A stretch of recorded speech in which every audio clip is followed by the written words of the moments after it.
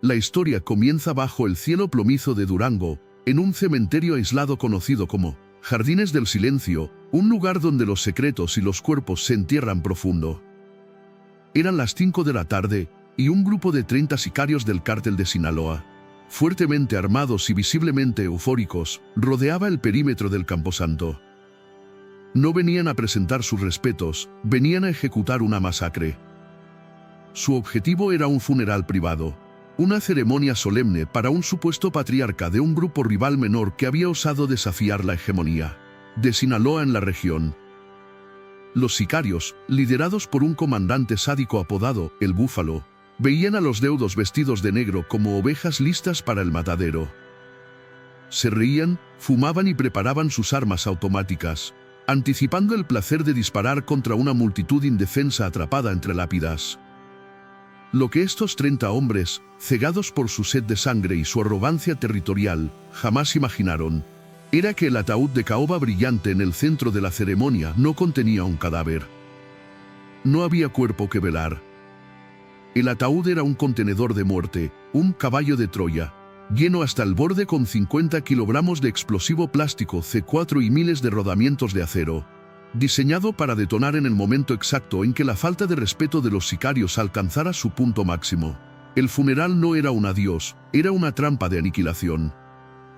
Los sicarios creían que iban a interrumpir un duelo, en realidad, estaban caminando hacia el epicentro de una explosión que borraría su existencia de la faz de la tierra. La calma de los familiares no era resignación, era la disciplina de quien espera la señal para cerrar la trampa. El contexto de este ataque se remonta a una vendetta de sangre que había durado décadas. El funeral era supuestamente para don Evaristo el Viejo Cortina, un antiguo contrabandista que había mantenido su independencia frente a las presiones de asimilación del cártel de Sinaloa. La inteligencia del cártel había recibido informes de que el Viejo había muerto de un infarto masivo en su rancho fortificado y que su familia, ahora vulnerable y sin líder, se reuniría en este cementerio remoto para darle sepultura. Para la cúpula de Sinaloa, y específicamente para la facción de los Chapitos, esta era la oportunidad dorada no solo para confirmar la muerte de un rival, sino para eliminar a toda su línea de sucesión de un solo golpe. La orden para el Búfalo fue clara y brutal: mátalos a todos. Que no quede nadie para reclamar su herencia. Quiero que maten al Viejo otra vez, en su propio entierro. Esta motivación de odio puro y deseo de exterminio total fue lo que cegó a los atacantes ante las inconsistencias obvias. Estaban tan obsesionados con la idea de la victoria total que no se preguntaron por qué un hombre tan paranoico como el Viejo tendría un funeral tan expuesto. La codicia por el territorio y la sed de venganza histórica se convirtieron en los arquitectos de su propia destrucción. El mito de El Viejo sirvió como el cebo perfecto, incluso en la muerte fingida. Seguía siendo más astuto que sus enemigos vivos.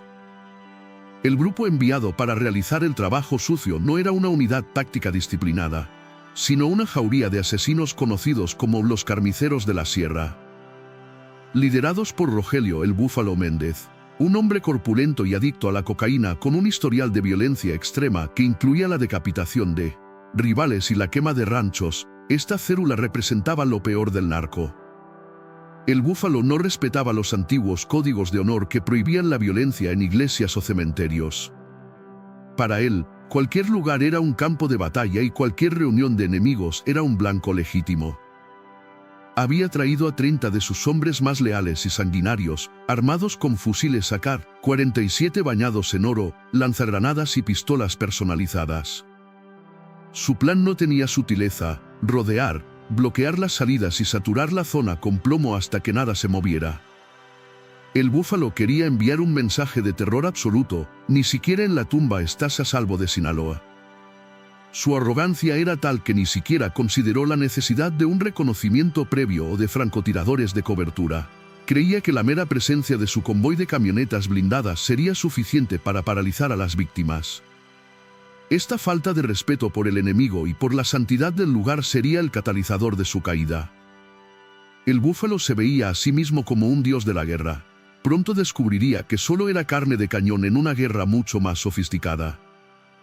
En el centro del cementerio, bajo una carpa negra destinada a proteger a los deudos del sol, descansaba el objeto de todas las miradas, un ataúd de caoba maciza, pulido hasta brillar como un espejo oscuro, adornado con herrajes de plata. Parecía pesado, solemne, el lugar de descanso final de un rey criminal. Sin embargo, su contenido era una obra maestra de ingeniería letal.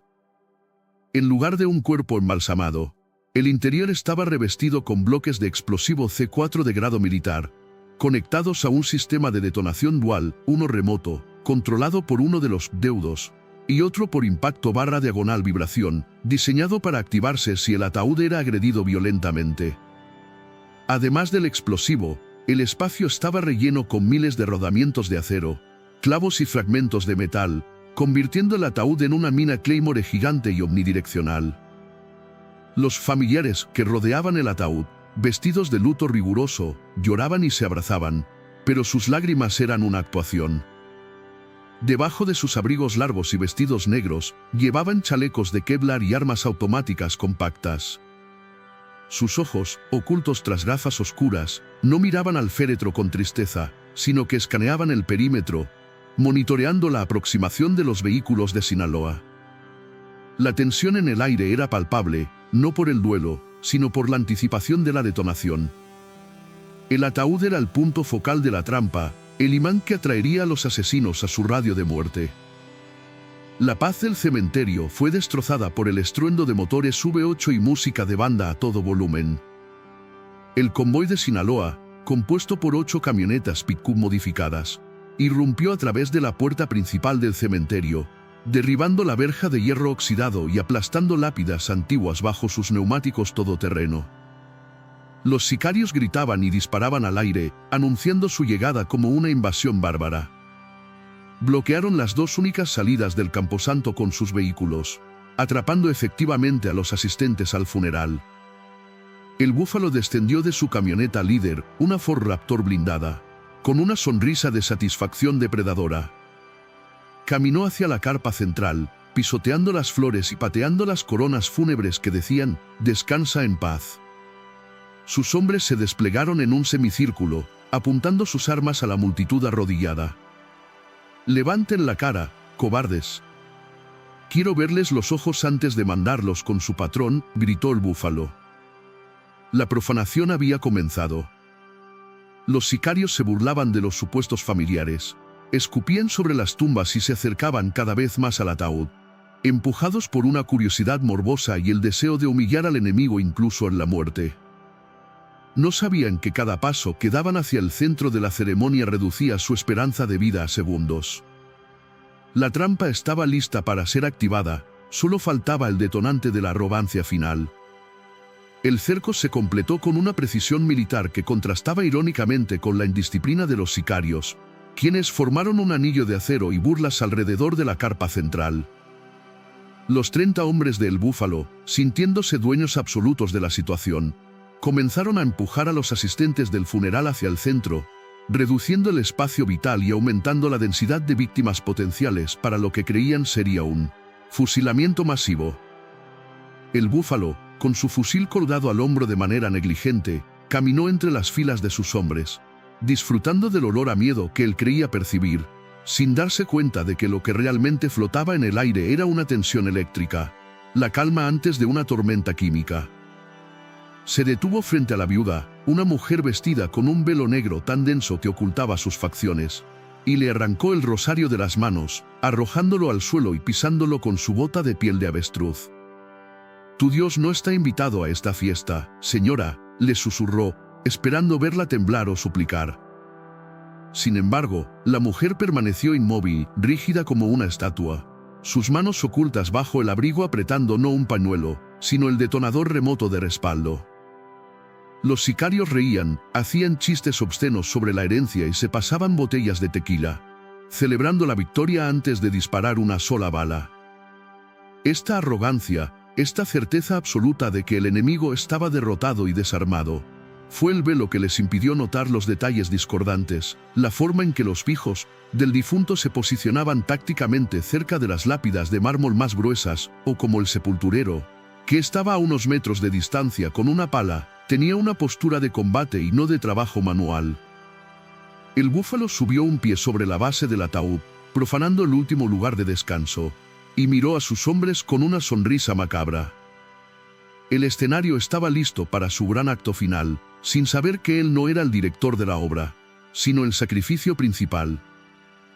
La orden de fuego no fue para ejecutar a las personas inmediatamente, sino para cometer el acto supremo de falta de respeto que el búfalo había planeado durante semanas.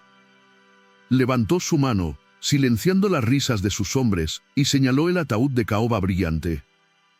«No quiero abrirlo todavía», anunció con voz potente para que todos escucharan.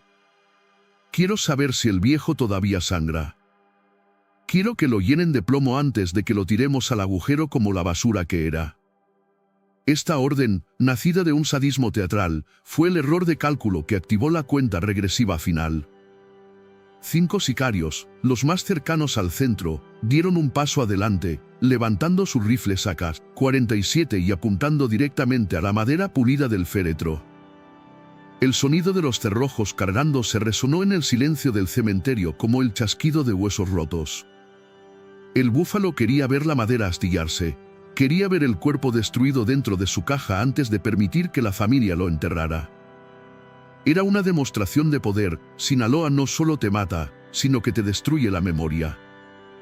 Los sicarios, ansiosos por complacer a su jefe, quitaron los seguros de sus armas. Estaban a menos de 3 metros del objetivo. La física de la explosión inminente dictaba que, a esa distancia, la onda expansiva no solo los mataría, sino que los vaporizaría. El búfalo, parado justo al lado de la cabecera del ataúd, sacó su pistola personalizada, dispuesto a dar el primer tiro ceremonial. Su dedo se posó en el gatillo, y en ese microsegundo de intención asesina, selló el destino de su célula.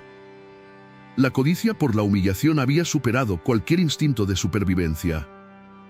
La reacción de los supuestos deudos, en el instante en que las armas se levantaron, fue lo que finalmente rompió la ilusión de normalidad, aunque para los sicarios llegó demasiado tarde para ser procesada.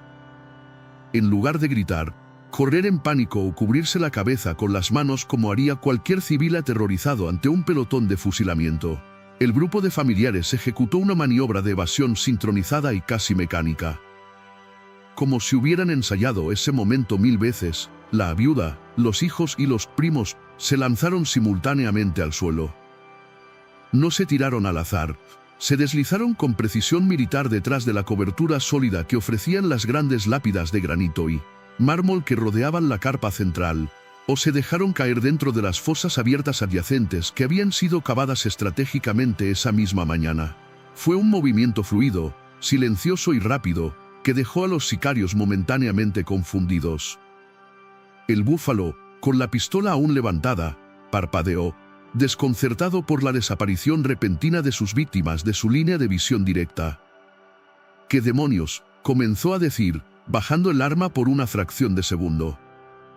Esa vacilación, esa confusión momentánea al ver que las ovejas se comportaban como soldados entrenados, fue el último pensamiento coherente que su cerebro tuvo tiempo de formular. Los sicarios en el perímetro exterior, viendo a los objetivos desaparecer tras las tumbas, instintivamente dieron un paso hacia adelante para recuperar el ángulo de tiro, cerrando aún más el círculo de la muerte y concentrándose en la zona de impacto letal. La trampa psicológica había funcionado, la curiosidad y la confusión los habían acercado al epicentro. El mecanismo oculto dentro del ataúd era una pesadilla de ingeniería improvisada, diseñada específicamente para maximizar la letalidad en un radio de 30 metros. Debajo de la fina capa de madera de caoba y el forro de satén blanco, no había restos humanos.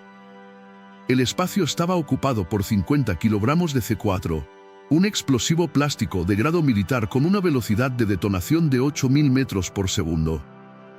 Pero la fuerza explosiva era solo el propulsor, la verdadera guadaña era la metralla. Rodeando la carga principal, los ingenieros de la trampa habían colocado miles de rodamientos de acero de 10 milímetros, clavos oxidados y trozos de varilla cortada, convirtiendo el ataúd en una gigantesca mina Claymore omnidireccional. El sistema de detonación era redundante y sofisticado. Contaba con un receptor de radiofrecuencia para detonación remota, que la viuda tenía en su mano, pero también incluía un sensor de impacto y vibración de alta sensibilidad pegado a la tapa interior. La orden del búfalo de dispararle al ataúd hizo que la detonación remota fuera innecesaria. El impacto cinético de una bala de alto calibre contra la madera sería más que suficiente para disparar el percutor electrónico.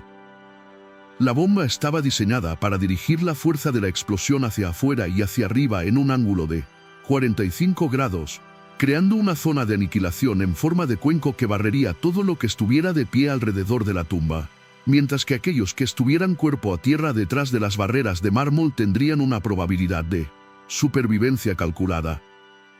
Era una máquina de matar indiscriminada, esperando el beso del plomo para despertar. El disparo final que rompió la realidad ocurrió a las 5 de la tarde y 12. Impaciente por la extraña reacción de la familia y queriendo recuperar el control de la escena, el búfalo apretó el gatillo de su pistola 38 Super. La bala salió del cañón, cruzó el metro de distancia que lo separaba del féretro y perforó la madera lacada de la tapa con un sonido seco. Un crack que fue el último sonido audible en el cementerio. La bala no atravesó carne, impactó directamente contra la placa de acero que protegía el detonador, transfiriendo su energía cinética al mecanismo. Durante una fracción de segundo infinitesimal, hubo un silencio absoluto, una pausa en el tejido del tiempo donde la física de la reacción química comenzaba a desarrollarse dentro del explosivo plástico. Los sicarios, con sus dedos en los gatillos, vieron cómo la madera se astillaba. Entonces, el mundo se volvió blanco. La detonación no fue un sonido al principio. Fue una onda de choque física que golpeó el pecho de los hombres como un martillo gigante, licuando sus órganos internos antes de que sus nervios pudieran registrar dolor. El ataúd se desintegró, transformándose en una nube de fuego, astillas y acero que se expandió a una velocidad supersónica. La luz del sol fue eclipsada por el destello de la explosión, y el cementerio de Durango se convirtió, en una milésima de segundo, en el epicentro de un infierno terrenal. La trampa se había cerrado, y la deuda de sangre de Sinaloa estaba siendo cobrada con intereses de fuego. La detonación de los 50 kilogramos de C4 no fue simplemente un evento ruidoso. Fue una catástrofe física que reescribió la geografía del cementerio en una fracción de segundo. La onda expansiva, viajando a una velocidad supersónica de más de 8.000 metros por segundo, golpeó a los 10 sicarios del círculo interior con una fuerza que desafiaba la biología. No hubo tiempo para el dolor ni para el arrepentimiento, sus cuerpos fueron desatomizados instantáneamente, convertidos en una niebla rosada de materia orgánica que se mezcló con las astillas de caoba y el polvo de mármol. La metralla, compuesta por miles de rodamientos de acero y clavos oxidados, se proyectó hacia afuera como un enjambre de avispas metálicas hipersónicas, rasgando el aire con un zumbido mortal. Los sicarios que estaban en el segundo anillo, a unos 10 o 15 metros de distancia, no murieron por la fuerza bruta de la explosión, sino por el impacto de cientos de proyectiles que atravesaron sus chalecos tácticos baratos y sus cuerpos como si fueran de papel. Las camionetas blindadas estacionadas cerca de la entrada, aunque pesaban toneladas, fueron levantadas del suelo por la fuerza de empuje y arrojadas sobre sus costados, con sus cristales blindados estallando hacia adentro y sus alarmas aullando inútilmente. La carpa negra que cubría el funeral se desintegró, y las coronas de flores se convirtieron en proyectiles en llamas. El epicentro de la explosión dejó un cráter humeante donde antes estaba el ataúd, exponiendo la tierra cruda y los huesos de entierros antiguos. La violencia del evento fue tal que incluso los árboles cipreses que rodeaban el perímetro fueron despojados de sus hojas y ramas, quedando como esqueletos carbonizados que señalaban al cielo. El búfalo, que había estado parado justo al lado del féretro, fue lanzado hacia atrás como un muñeco de trapo, su cuerpo golpeando violentamente contra un mausoleo de granito a 20 metros de distancia, con su ropa en llamas y sus tímpanos reventados, pero milagrosamente, aunque terriblemente, todavía consciente en un mundo de dolor absoluto. El caos que siguió a la explosión inmediata sumergió al cementerio en una niebla de guerra, literal y asfixiante. Una nube densa de polvo de piedra pulverizada, humo de explosivos y tierra levantada cubrió todo el recinto, reduciendo la visibilidad a menos de medio metro. Para los 20 sicarios que habían sobrevivido a la detonación inicial, el mundo se había convertido en un infierno gris y silencioso. La onda de choque había causado una ruptura timpánica masiva en casi todos ellos, dejándolos completamente sordos, tambaleándose en un silencio desorientador mientras sus cerebros intentaban procesar el cambio repentino de depredador a víctima. No podían escuchar los gritos de sus compañeros heridos, ni el sonido de sus propias armas disparándose por reflejo. La desorientación era total. El sistema vestibular de los sobrevivientes estaba tan dañado que muchos no podían mantenerse en pie, arrastrándose por el suelo lleno de escombros, tosiendo sangre y polvo. El aire apestaba a cordita quemada, ozono, carne chamuscada y combustible diésel derramado. La estructura de mando de la célula de los carniceros había sido decapitada y atomizada. No había órdenes, no había reagrupamiento, solo un instinto animal de huida que se veía frustrado por la ceguera del polvo. Disparaban sus AK-47 hacia las sombras, hacia el humo, presas del pánico, hiriéndose unos a otros en el fuego cruzado desordenado. Creían que el ataque había terminado con la bomba, que lo peor ya había pasado, sin saber que la explosión era solo el toque de campana para el inicio de la verdadera cacería. El polvo no era su cobertura, era la cortina tras la cual la muerte se estaba rearmando. La emboscada secundaria se reveló en el momento en que el polvo comenzó a asentarse ligeramente, transformando a las víctimas en verdugos. Los supuestos deudos, que se habían protegido detrás de las lápidas de mármol reforzado y dentro de las fosas abiertas segundos antes de la detonación, emergieron de sus coberturas no como civiles aterrorizados, sino como operadores paramilitares de élite. Se sacudieron el polvo de sus abrigos negros y con una sincronización letal, extrajeron subfusiles P-90 y rifles de asalto cortos ocultos bajo sus ropas de luto. La viuda, que había estado llorando sobre el ataúd, se levantó con un fusil de asalto en las manos. Su rostro ahora una máscara de concentración fría, sin rastro de lágrimas. Los hijos salieron de las tumbas abiertas como espectros vengativos, flanqueando a los sicarios aturdidos que deambulaban por la zona de muerte. No hubo gritos de advertencia ni intentos de arresto. Los mercenarios abrieron fuego cruzado, aprovechando la confusión y la sordera de sus enemigos. Los sicarios de Sinaloa, que todavía intentaban entender qué había pasado, caían uno tras otro bajo el fuego preciso y controlado. No era una batalla, era una ejecución sistemática. Los atacantes se movían con disciplina táctica, comunicándose por señas, asegurando cada sector del cementerio. Un sicario que intentó levantar su arma fue abatido por 3 disparos simultáneos desde diferentes ángulos. La trampa estaba diseñada para no dejar testigos. La ironía era sangrienta. Los hombres que habían venido a profanar un funeral ahora estaban siendo enterrados en el mismo lugar que habían despreciado, eliminados por los fantasmas que creían haber venido a matar. El cerco se cerró herméticamente gracias a la posición del francotirador oculto, asegurando que la ratonera no tuviera salida. Mientras el tiroteo principal diezmaba a los supervivientes en el centro del cementerio, los conductores de las camionetas de Sinaloa que habían permanecido en la entrada intentaron reaccionar. Al ver la explosión y escuchar el tiroteo, pusieron los motores en marcha para entrar y rescatar a sus compañeros o para huir y salvarse a sí mismos. Fue entonces cuando el elemento final de la trampa entró en juego.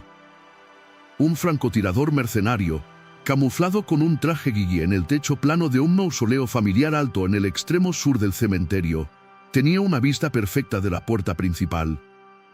Utilizando un rifle de precisión con silenciador, comenzó a eliminar metódicamente a los conductores.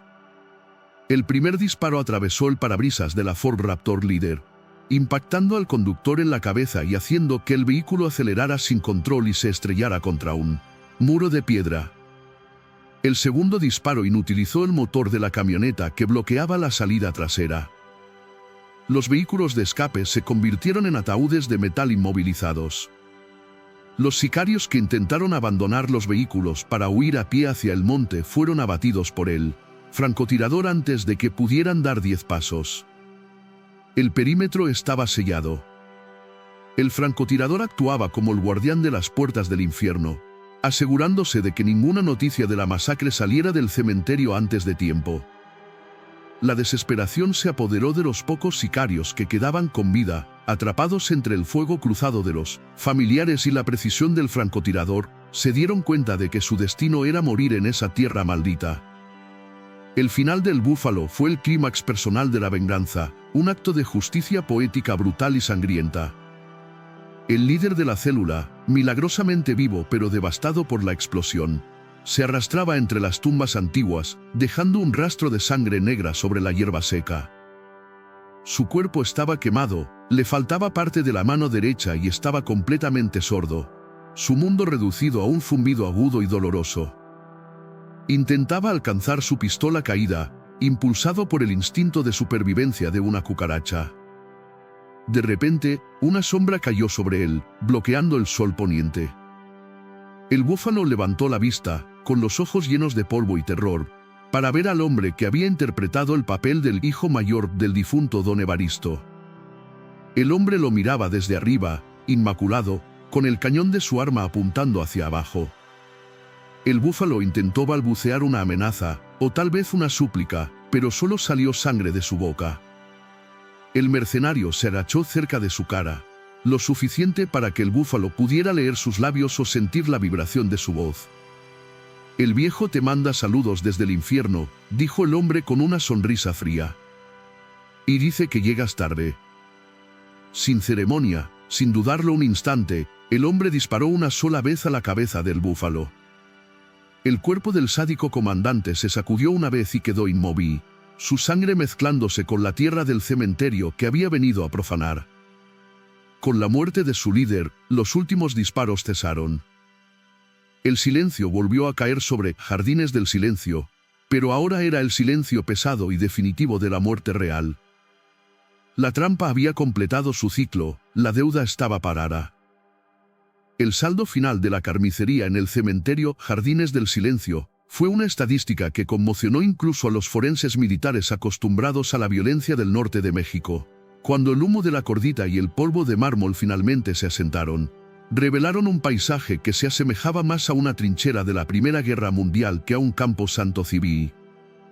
De los 30 sicarios de la célula de los carniceros que habían ingresado con tanta arrogancia, 28 habían sido neutralizados.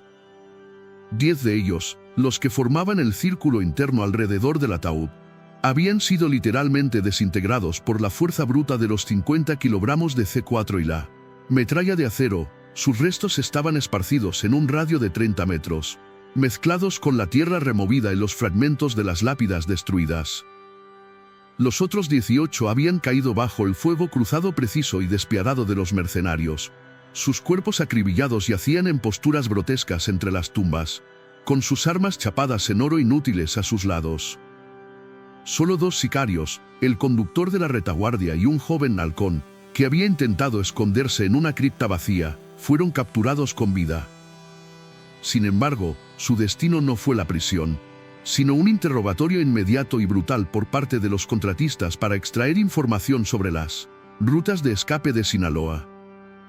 Por el lado de los defensores, la planificación meticulosa y el uso de posiciones fortificadas resultaron en un saldo de 0 bajas mortales. Solo 2 mercenarios sufrieron heridas leves por esquirlas de piedra y rebotes de bala.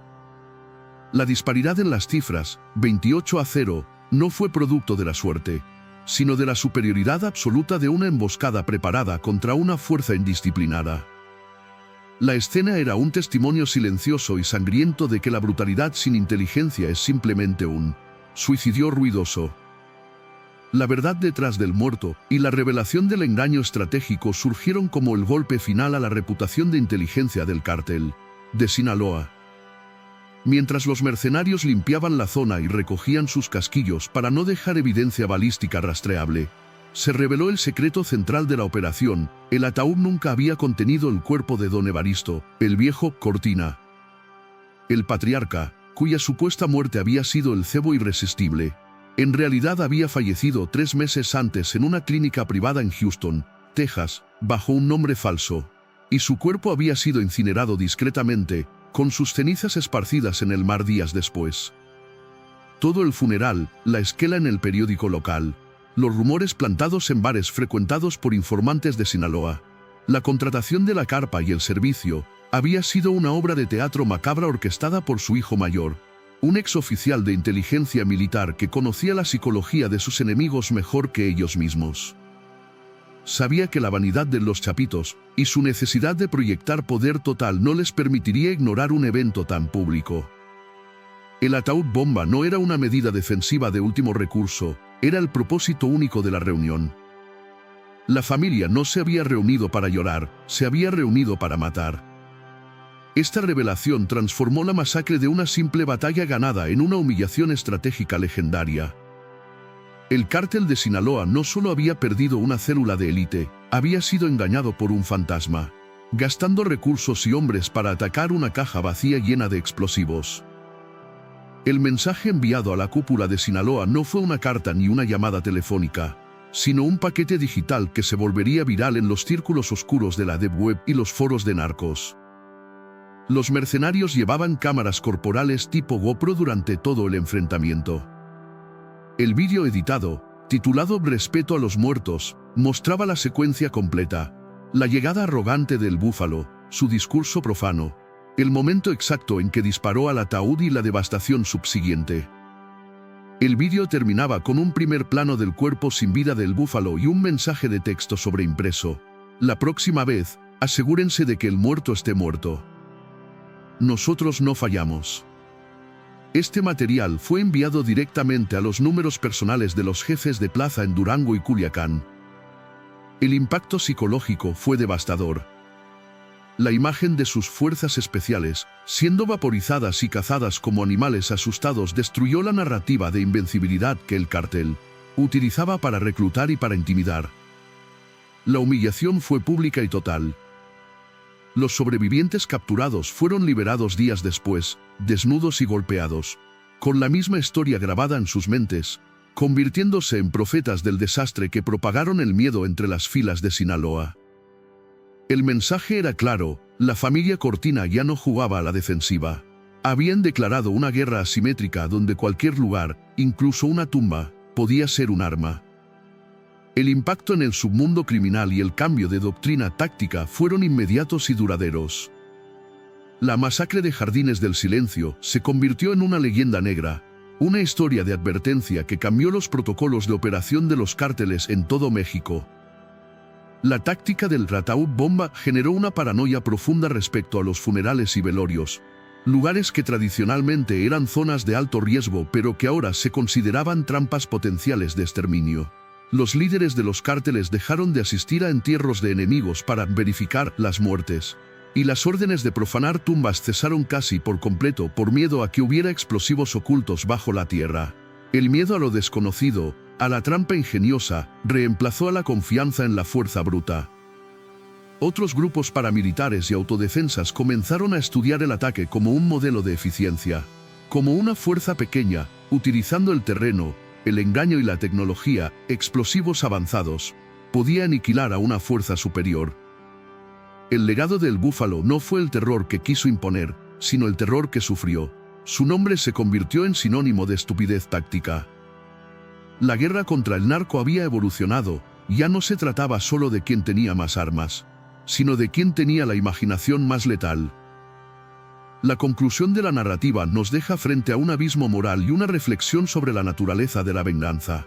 La operación en el cementerio de Durango fue, sin duda, una obra maestra táctica y una victoria decisiva para la familia Cortina, que logró eliminar una amenaza existencial sin sufrir bajas. Sin embargo, el uso de un funeral falso, símbolos religiosos y un cementerio como escenario para una detonación de C4 difumina las líneas entre la justicia vigilante y el terrorismo. Al convertir un lugar sagrado en una zona de muerte, los defensores se rebajaron al nivel de sus agresores. O quizás, simplemente aceptaron la realidad de que en una guerra sin reglas, la única regla es sobrevivir. La historia de los sicarios que dispararon a un ataúd y encontraron su propio infierno resuena como una parábola moderna. La arrogancia es el defecto más fatal. Y ahora, te pregunto a ti, ¿crees que la trampa del ataúd explosivo fue un acto de genialidad militar justificado por la brutalidad del enemigo? ¿O un crimen de guerra que violó los límites de la humanidad? Es válido usar cualquier medio, por horrible que sea, para destruir a quienes viven del terror. Tu opinión es crucial para entender este conflicto.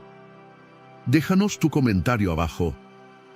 Si quieres ver más análisis de tácticas extremas, historias de supervivencia y la cruda verdad del mundo criminal, suscríbete al canal y activa las notificaciones. No te pierdas nuestro próximo video. Hasta la próxima.